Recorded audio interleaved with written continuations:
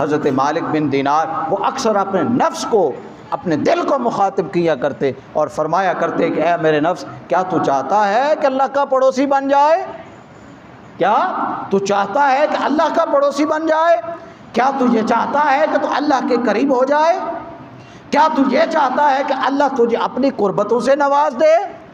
کیا تو چاہتا ہے کہ اللہ تجھے اپنا دیدار کروا دے؟ یہ سارے سوالات پوچھ کے پھر فرماتے اے میرے نفس، اے میرے دل، بتا اللہ کی ذات کے لیے کون سی ایسی خواہش نفسانی ہے جس کو تم نے چھوڑا ہو؟ کون سی ایسی نفسانی خواہش ہے جس کو تو نے اللہ کے لیے چھوڑ دیا ہے؟ کون سا ایسا نیک عمل ہے جو تو نے اللہ کے لیے کر لیا ہے؟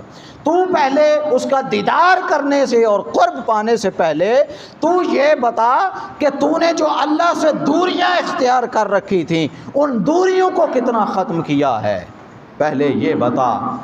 پھر اللہ رب العزت کی ذات کے احکامات کے اوپر کتنا عمل کیا ہے یہ بتا۔ اور یہ کہتے کہتے ان پر غشی طاری ہو جاتی اور بے ہوش ہو جاتے۔